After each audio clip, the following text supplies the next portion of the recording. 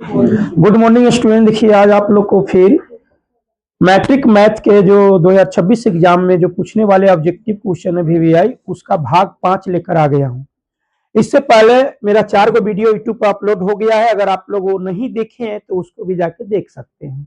चलिए इस वीडियो में हम पहला क्वेश्चन है कि 2, 7, 12 का प्रथम 10 पदों का योगफल ज्ञात करना है। तो आप लोग तो जान ही गए होंगे, अगर वह पद कहता तो हम क्या निकालते, एन निकालते, लेकिन ये योगफल कहा गया है तो हम क्या निकालेंगे, एसएन निकालेंगे। तो सबसे पहले इसमें देखिए क्या है, ए बराबर, एक सेकेंड रुक जाएंगे,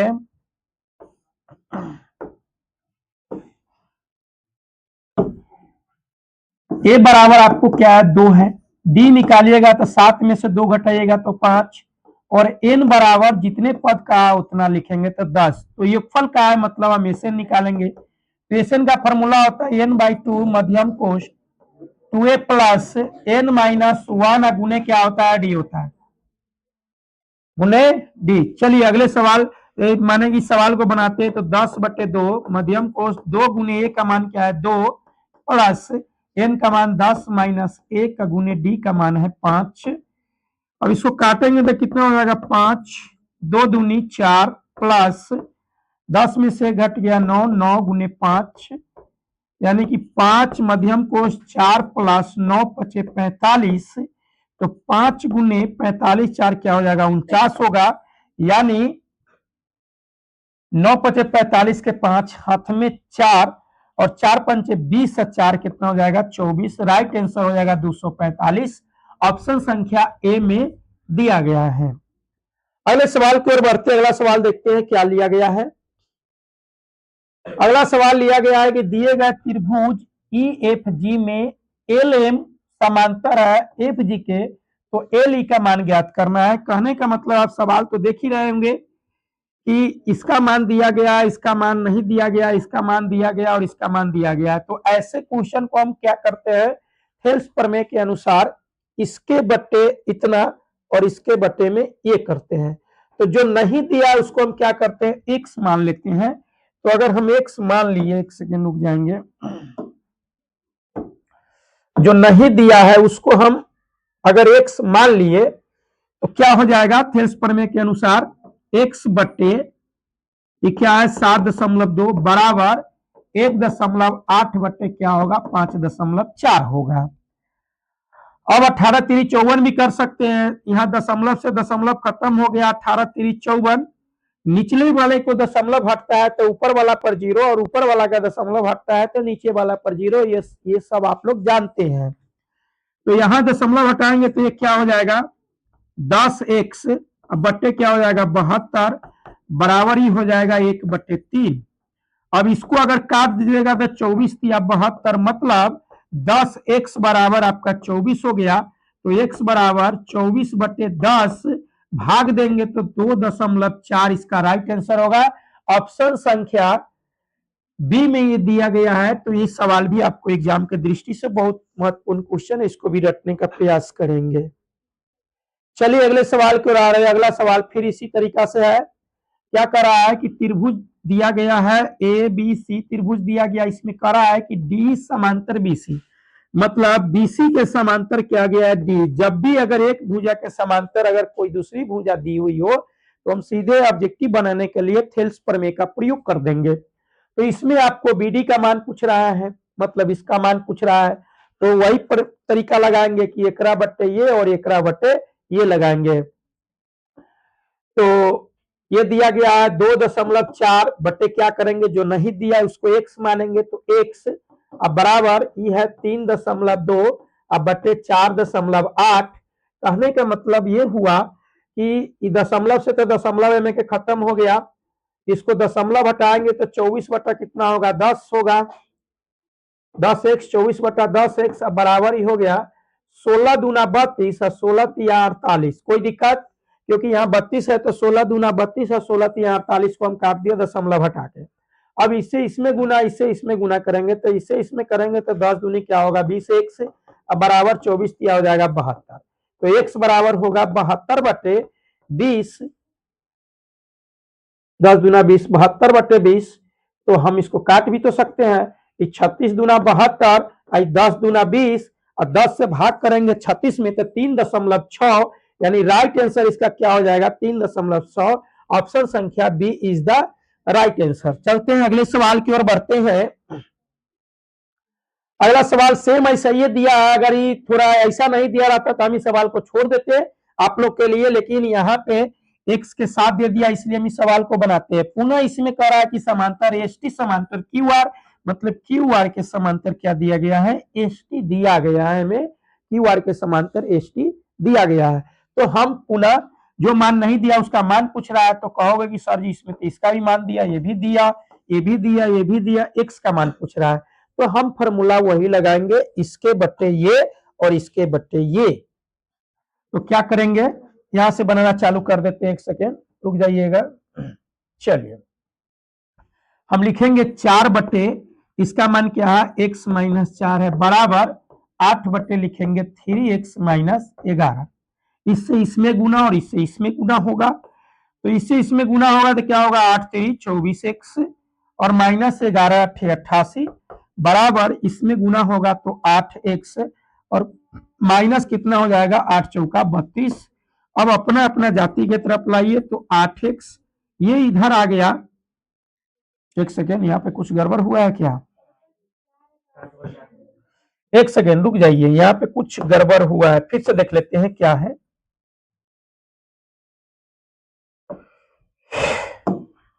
यहाँ पे है 4 बट्टे x माइनस 4 बराबर 8 बट्टे 3x माइनस 11 है, तो इससे इसमें गुना करेंगे तो 4 तिहाई क्या हो जाएगा 12x और माइनस 11 चौका 44, बराबर इससे इसमें गुना करेंगे तो 8x और माइनस 32। अब 12x ये इधर आया तो माइनस 8x बराबर हो जाएगा माइनस 32, और इधर गया तो प्लस क्या होगा 44 होगा। तो 12 में से 8x घट जाएगा तो 4x बराबर 44 में से 32 घट गया तो 4 में से 2 गया 2 और 4 में से 3 गया 1, x बराबर आपका हो जाएगा 12/4, काटेंगे तो x का मान कितना निकल जाएगा 3। ऑप्शन संख्या बी में राइट आंसर दिया गया है। तो आगे बढ़े अगले सवाल की ओर आते हैं। अगले देखिए इस सवाल को देखते हैं। एल समांतर एम है, मतलब क्या कर रहा है कि ये भुजा जो है ना, ये भुजा इस भुजा के समांतर है, और यहाँ पे कह रहा है ए का मान ज्ञात कीजिएगा। तो संगत कोण के अनुसार से आपको पता होगा कि इस कोण के बराबर ई होता है, तो यहाँ इसके बराबर कोण होगा ई होगा, मतलब ये जो दोनों दिया गया है इसको आपस में क्या करेंगे, आपस में बराबर करेंगे। तो बराबर कर रहे हैं तो क्या लिखेंगे 3a प्लस 60 बराबर 4a प्लस लिखेंगे 40, तो 3a इधर आया तो माइनस 4a बराबर 40 और इस 60 उधर गया तो माइनस 60, तो 3 अब घटाएंगे तो क्या हो जाएगा 4, एक सेकेंड 4 गो ए में से 3 गो ए घट जाएगा तो माइनस ए गो ए, आई माइनस हो जाएगा 20, तो माइनस से माइनस कट गया, ए बराबर क्या निकल गया 20 इसका। तो राइट आंसर क्या हो जाएगा, ऑप्शन संख्या सी इज द राइट आंसर। चलिए आप लोग को आगे देखते हैं। अगले क्वेश्चन देखते हैं कि दो समरूप त्रिभुजों का क्षेत्रफलों का अनुपात इतना है तो उनके माध्यिका संगत माध्यिकाओं के अनुपात क्या होगा। तो देखो इसका आप लोग को हम ट्रिक भी बताए हुए हैं कि क्षेत्रफल का अनुपात दे दे, भुजा का पूछे या त्रिज्या का पूछे तो सीधे रूट लगा देंगे जो दिया है, और अगर त्रिज्या का दिया रहे चाहे भुजा का दिया रहे, क्षेत्रफल का पूछे तो हम जो दिया रहे उसमें स्क्वायर लगा देंगे। तो इसका संगत माध्यिकाओं का अनुपात पूछा गया है, इसका मतलब है कि इसको ऊपर हम रूट लगा देंगे। 21 का वर्गमूल क्या होता है 11 और 64 का वर्गमूल होता है 8, तो ऑप्शन संख्या 11 अनुपात क्या हो जाएगा 8 इसका राइट आंसर। अगले सवाल में देखिए दो समरूप त्रिभुजों के भुजाओं का अनुपात दिया गया है और क्षेत्रफलों का पूछा गया है, मतलब छोटका दिया गया है और बड़का पूछा गया है, तो मतलब जो दिया है उसके ऊपर क्या करेंगे स्क्वायर लगा देंगे। तो 4 के स्क्वायर हो जाएगा 16 और 9 के स्क्वायर 81, मतलब 16 अनुपात 81 इसका राइट आंसर होगा। अगले सवाल की ओर बढ़ रहे, अगले सवाल देखते हैं क्या है। दो समरूप संगत भुजाएं दिया गया, क्षेत्रफलों का पूछा गया है, तो 3 के स्क्वायर कर दो, 5 के स्क्वायर कर दो, 3 के स्क्वायर 9, 5 के स्क्वायर 25, ऑप्शन संख्या ए इज द राइट आंसर। इस सब क्वेश्चन में देखिए ऑब्जेक्टिव है तो इसको उतना बनाने की जरूरत नहीं है, आप इसको कैसे जल्दी से जल्दी कर ले। अगले क्वेश्चन में आते हैं, कह रहा है कि एक समबाहु त्रिभुज एबीसी की एक भुजा ए है, इसका क्षेत्रफल क्या होगा। तो देखिए बुआ जी, समबाहु त्रिभुज है, समबाहु त्रिभुज है, करा एक भुजा ए है तो सभी भुजा इसका ए ही होगा। तो समबाहु त्रिभुज का क्षेत्रफल क्या होता है, √3/4 गुने भुजा स्क्वायर इन होता है। तो भुजा के जगह पर बी रहे, ए रहे, जेड रहे, कुछ भी रहे, उसको स्क्वायर कर दो तो इसमें कहा है भुजा ए है, मतलब ए का स्क्वायर यानी कि √3/4 गुने भुजा स्क्वायर। इसका राइट आंसर हो जाएगा ऑप्शन संख्या B is the right answer. अगले सवाल की ओर बढ़ रहे, देखते हैं अगला सवाल क्या। अगला सवाल कर रहा है, एक समबाहु त्रिभुज का क्षेत्रफल इतना दिया गया है तो इसकी भुजा का लंबाई क्या होगा। मतलब क्षेत्रफल दिया गया है, अब इसमें क्या पूछा गया है, भुजा की लंबाई पूछा गया है। इसका मतलब है क्या कि दिया क्या है, दिया है क्षेत्रफल, तो किसके बराबर दिया। तो समबाहु त्रिभुज का क्षेत्रफल मतलब √3/4 गुने भुजा स्क्वायर बराबर दिया गया है 36√3, 36√3 दिया गया है।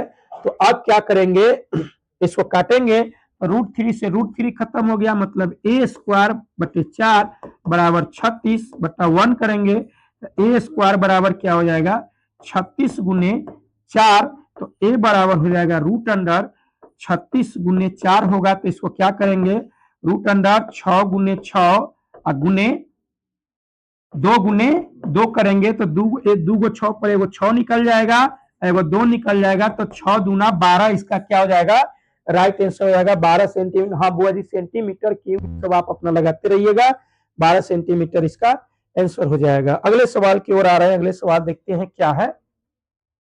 अगला सवाल है, एक समबाहु त्रिभुज का क्षेत्रफल इतना दिया गया है तो इसकी परिमिति क्या है। तो बुआ जी, पहले समबाहु त्रिभुज का क्षेत्रफल दिया गया है, समबाहु त्रिभुज की परिमिति बराबर क्या होता है। मान के चलिए अगर समबाहु त्रिभुज की परिमिति अगर ए है तो सभी भुजा ए रहेगा, तो परिमिति का मतलब होता है तीनों भुजाओं का योग, मतलब ये इसके साथ जुटेगा और ये इसके साथ जुटेगा, तीनों भुजा को आपस में जोड़ देंगे वो परिमिति होगा। लेकिन पहले भुजा का मान निकालेंगे तब न होगा, तो यहाँ तो भुजा का मान दी हुई नहीं है, तो भुजा का मान कैसे निकालेंगे, देखते हैं क्या दिया है, क्योंकि क्षेत्रफल दिया है और क्षेत्रफल क्या दिया है, मतलब √3/4 गुने भुजा के स्क्वायर बराबर दिया गया है इसका 4√3, 4√3 दिया है।